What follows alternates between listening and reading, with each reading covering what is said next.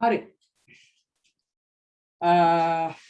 අද අපේ මාතෘකාව තමයි පරමාණුක දැලිස. පරමාණුක දැලිස.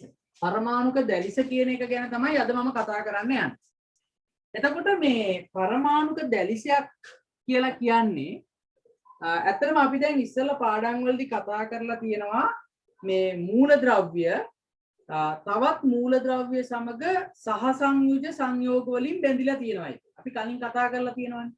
විවිධ මූලද්‍රව්‍ය තවත් මූලද්‍රව්‍ය එක්ක සහසංයුජ සංයෝග වලින් බැඳිලා තියෙනවා. එතකොට මේ විදිහට සහසංයුජ සංයෝග වලින් මූලද්‍රව්‍ය බැඳිලා වටේටම බැඳිලා නිර්මාණය වෙන එක අපි හඳුන්වනවා පරමාණුක දැලිසයක් කියලා. හරි? මූලද්‍රව්‍ය තවත් මූලද්‍රව්‍ය එක්ක සහසංයුජ බන්ධන වලින් බැඳිලා ලොකු ව්‍යුහයක් නිර්මාණය වෙනවා. ඒක අපි හඳුන්වනවා පරමාණුක දැලිසයක් කියලා. හොඳයි. එහෙනම් ඉස්සෙල්ලාම මාතෘකාව ලියා ගන්න පරමාණුක දැලිස. පරමාණුක දැලිස.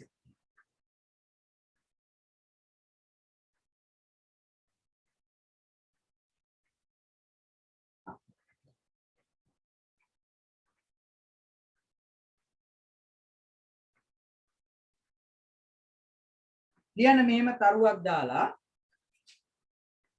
සමහර මූලද්‍රව්‍ය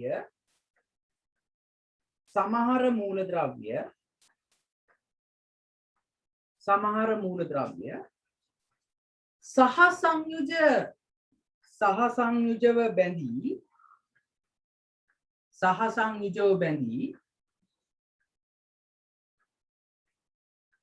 පරමාණු දැලිස ආකාරයට සකස් වී තිබේ. පරමාණු දැලිස ආකාරයට සකස් වී තිබේ.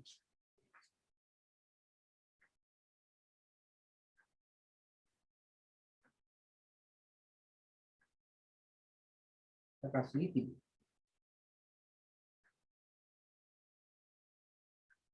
මෙසේ සෑදී තිබෙන දැලිස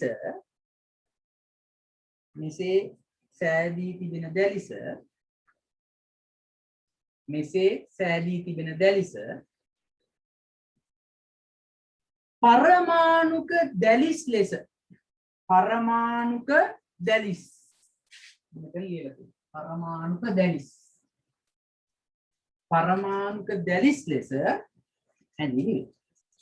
පරමාණුක දැලිස් ලෙස හැඳින්වේ. එතකොට දැන් අපි මීට කලින් කතා කරලා තියෙනවා නේද අයනික සංයෝග. එතකොට මේ අයනික සංයෝග වලට පොදු ලක්ෂණයක් නේ. බොහෝ අයනික සංයෝග වලට පොදු ලක්ෂණයක් තමයි මේ දැලිස්. රයිට්. ඊළඟ තරුව ලියා ගන්න. ඊළඟ තරුවක් විදියට ලියා ගන්න. දැලිස් ආකාරයට පැවතීම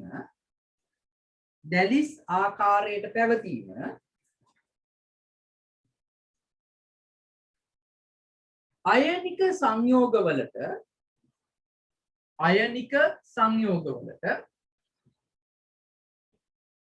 පොදු ලක්ෂණයකි. අයනික සංයෝගවලට පොදු ලක්ෂණයක් මේ. හරි. එතකොට දැන් අපි ප්‍රධාන වශයෙන් දැලිස් වර්ග දෙකක් ගැන කතා කරමු මේ පාඩමේ. එතකොට අපිට හම්බ වෙන එක දැලිස් ආකාරයක් තමයි අපිට හම්බ වෙන මිනිරන් කියලා කියන්නේ. මිනිරන්. එතකොට මේ මිනිරන් වලට අපි කියනවා ග්‍රැෆයිට් කියලා. ග්‍රැෆයිට් මිනිරන්. ඒ වගේම තව දැලිස් ආකාරයක් තමයි දියමන්ති කියලා කියන්නේ. දියමන්ති. එතකොට අපිට හම්බ වෙන දැලිස් ආකාර දෙකක් තමයි එකක් මිනිරන්. අපි මිනිරන් වලට කියනවා ග්‍රැෆයිට් කියලා මිනිරන්. ඊළඟට තව වර්ගයක් තමයි දියමන්ති. හරි? අපි ඒක තරුවක් දාලා ලියාගමු. ලියන්න. අපි දියමන්ති වලට කියනවා ඩයමන්ඩ්. ඩයමන්ඩ් කියලා කියනවා. හරි. ලියන්න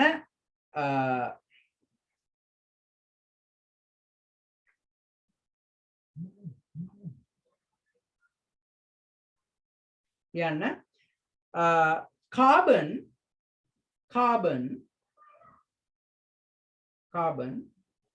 පරමාණුක දැලිස් ආකාර දෙකකින් කාබන් පරමාණුක දැලිස් ආකාර දෙකකින්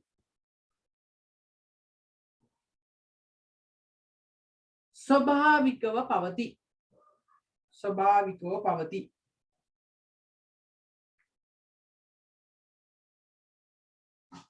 එක මිනිරන් අරහන් ඇතුල් ලියා ගන්න ග්‍රැෆයිට් එක මිනිරන්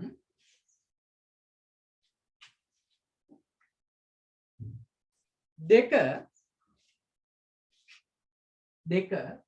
දියමන්ති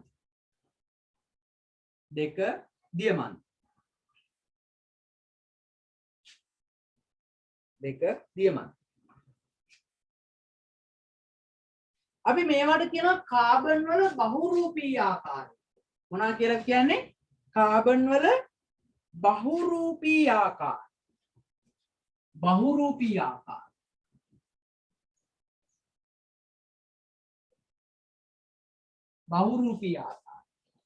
ඊළඟ තරුව දාලා ලියා ගන්න. මේවා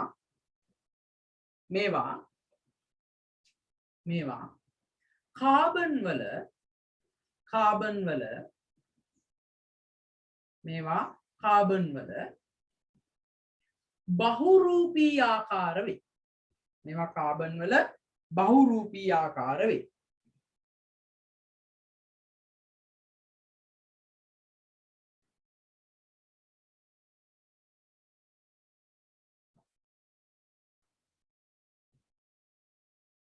right. දැන් සාමාන්‍යයෙන් අපි සහසංයුජ බන්ධන වලින් බැඳිච්ච සංයෝග ගත්තාම මේවයේ තාපාංක සහ ද්‍රවාංක පහළ මට්ටමක තියෙනවා. සාමාන්‍යයෙන් අපි සහසංයුජ බන්ධන වලින් බැඳිච්ච සංයෝග ගත්තාම මේ වගේ ද්‍රවාංක සහ තාපාංක 15 අගයක් ගන්න. හැබැයි මේ විදිහට දැලිස් ආකාරයට හැදිච්ච ඒවායේ තාපාංක සහ ද්‍රවාංක ඉහළ අගයක් ගන්න. හරිද? එහෙනම් ඊළඟ තරුව දාලා ලියන්න.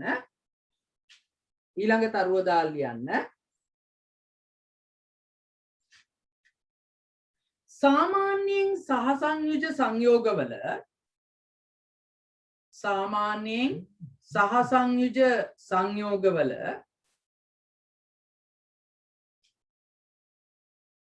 තාපාංක සහ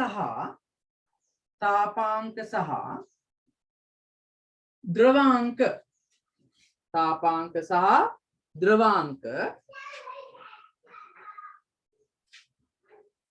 පහළ අගයක් ගත්තද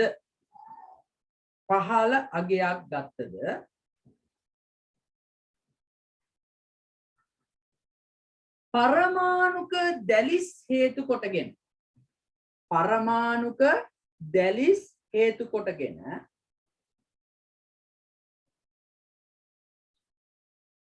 දියමන්ති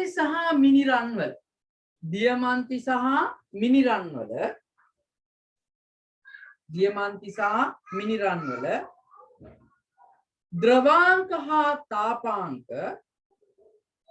ද්‍රවාංක හා තාපාංක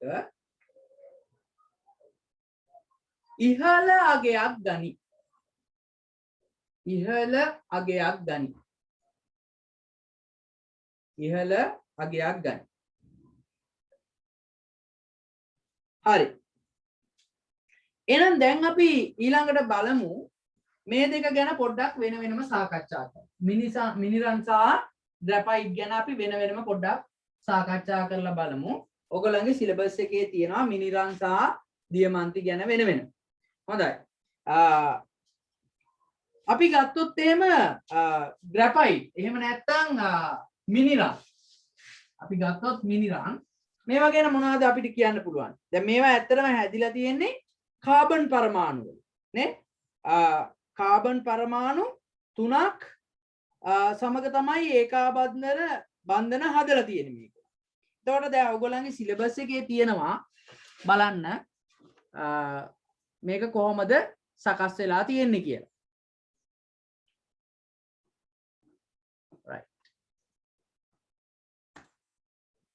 බලන්න මේ තියෙන්නේ ඕගොල්ලන්ගේ ග්‍රැෆයිට් එහෙම නැත්නම් මිනිරන් අණුව කොහොමද සකස් වෙලා තියෙන්නේ කියලා. බලන්න මේකේ නේ. එතකොට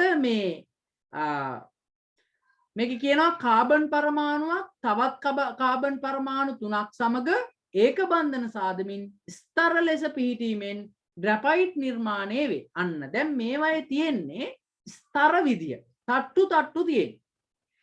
ඒ නිසා දැන් මේකේ මොකද වෙන්නේ?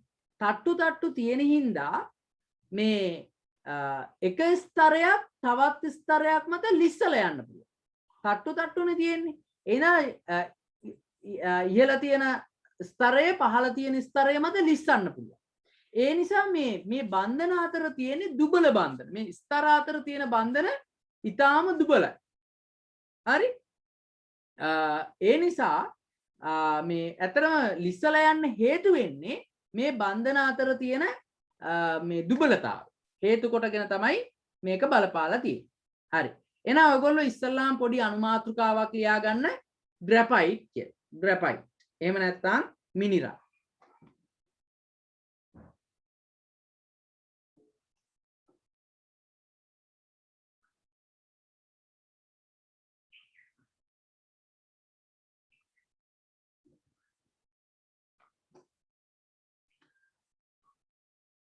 හරි. දැන් එතකොට මේ ග්‍රැෆයිට් වල view මේ විදිහට පොඩ්ඩක් ඇඳ ගන්නකො බලන්න. මම විනාඩි කිහිපයක් දෙන්න.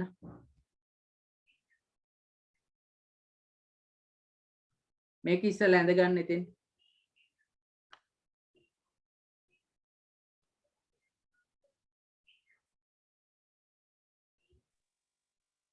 Excuse me, sir. මට ඇහෙන්නේ නැහනේ.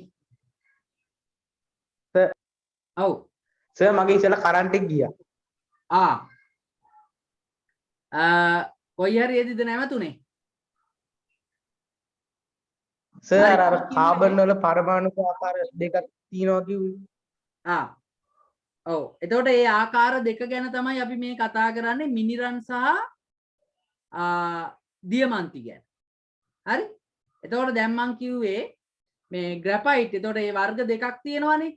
එතකොට එකක් ග්‍රැෆයිට් අනිත් එක ඩයමන්ඩ්. එහෙම නැත්නම් දියමන්ති. දැන් අපි කතා කරන්න යන්නේ මිනිරන් ගැන. එතකොට මිනිරන් මෙන්න මේ ආකාරයට තමයි පිටලා තියෙන්නේ. මම දැන් කිව්වේ මිනිරන් කියලා එහෙම නැත්නම් ග්‍රැෆයිට් කියලා මාතෘකාව ලියලා මේක චුට්ටක් ඇඳ ගන්න කියලා කිව්වා. හරි? හරි සර්. ඇඳගෙන ඉවර වෙලා මට කියන්න.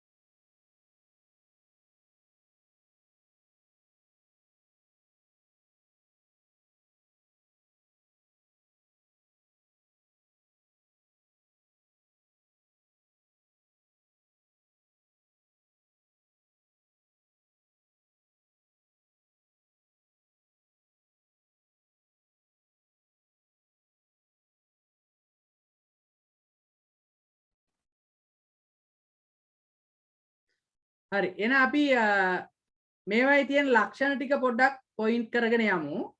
එහෙනම් ග්‍රැෆයිට් වල එහෙම නැත්නම් මිනිරන් වල ලක්ෂණ ටික අපි ලියමු. පළවෙනි එක ලියා ගන්න. පළවෙනි තරුව දාලා. සෑම කාබන් පරමාණුවක්ම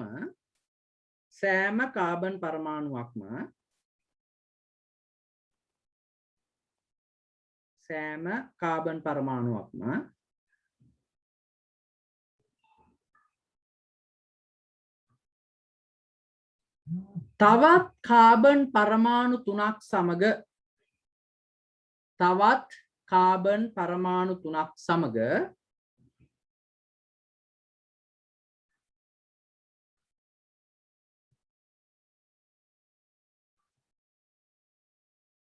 ඒක බන්ධන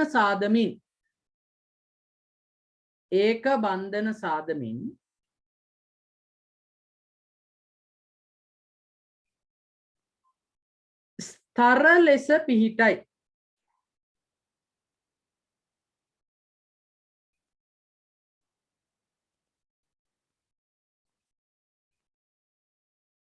ස්තර ලෙස පිහිටයි.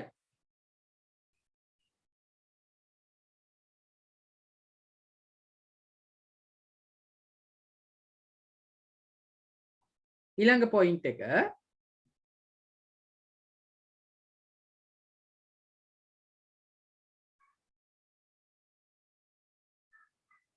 කාබන්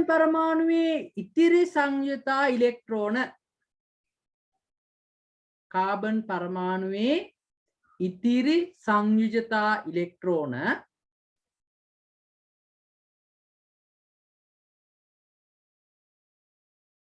බන්ධන නොසාදයි.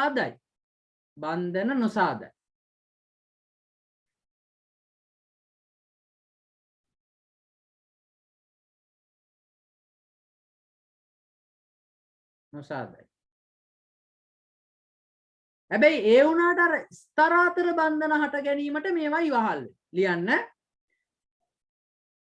ස්තර අතර දුබල බන්ධන හට ගැනීමට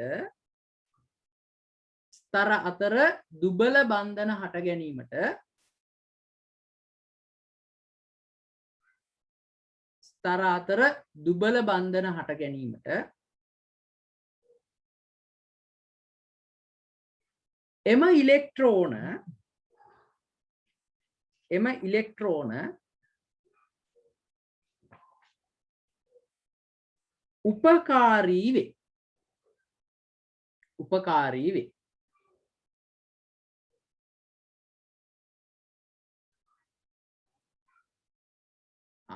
දැන් මේ ස්තර අතර තියෙන දුබල බන්ධනනේ නේද? මේ ස්තර දැන් මේ තියෙන ස්තර දෙකක්. මේ උඩ තියෙන එක ස්තරයක්, යට තියෙන තව ස්තරයක්. එතකොට මේ ස්තර අතර තියෙන දුබල බන්ධන. ඒ හින්දා මේ ස්තරයක් තවත් ස්තරයක් මත ඉතා පහසුවෙන් ලිස්සා යන්න පුළුවන්. පැහැදිලිද?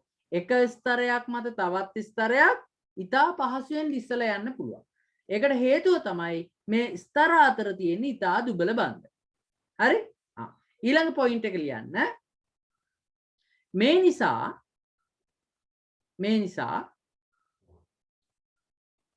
එක් ස්තරයක් මත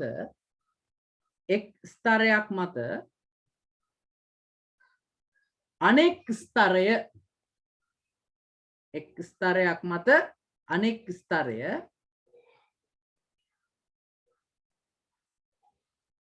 ඉතා පහසුවෙන් ලිස්සා යා හැකියි.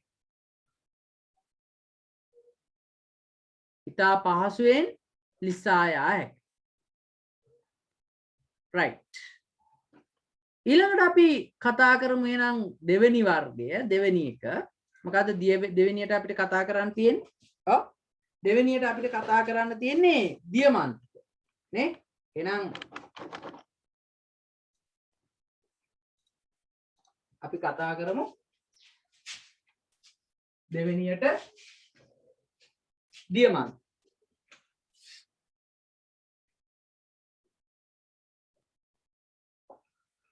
මාතෘකාව ලියා ගන්න දියමන්ති.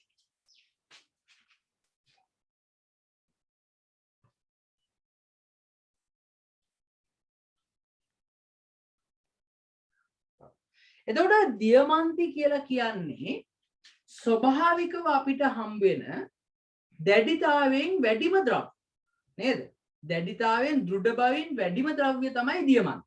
එතකොට දියමන්ති මතක තියාගන්න ඕනේ දියමන්ති කියලා කියන්නේ ස්වභාවිකව අපිට හමුවන දෘಢතාවයෙන් වැඩිම මූලද්‍රව්‍ය. හරි? එතකොට මෙයා දියමන්ති වල කාබන් පරමාණුව සෑම දැන් එයාගේ තියෙන අර බන්ධන සෑම වටින්ම හදාගෙන ඉන්නේ. හරි? රයිට්. අපි ලියමු මෙහෙම. කරුවක් දාලා ලියන්න. සෑම කාබන් පරමාණුවක්ම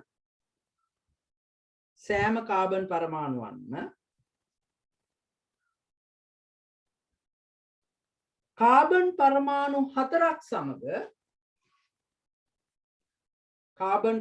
හතරක් සමග ඒක බන්ධන සාදමින්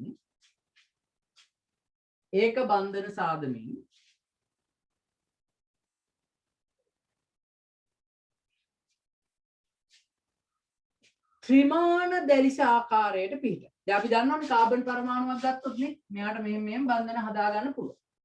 ඒතර මේ හැම කෙනෙක් එක්කම මෙයා බන්ධන හදාගෙන ඉන්නේ. ත්‍රිමාන දැලිස මෙයා හැම කෙනෙක් එක්කම බන්ධන හදාගෙන හොඳට ශක්තිමත් වෙලා ඉන්නේ කාබන් පරමාණු. හරි? ඒතර දියමන්ති වල එහෙම හොඳට බන්ධන සදාගත්තු ව්‍යුහයක් තමයි අපිට දක්නට ලැබෙන්නේ. එතකොට ස්වභාවිකවම හමු වෙන දෘಢතාවයෙන් ඉහළම මූලද්‍රව්‍ය. ඒක මතක තියාගන්න. අපි ඒකත් පොඩ්ඩක් යටින් තරුවක් දාලා ලියාගමු. ස්වභාවිකව හමුවන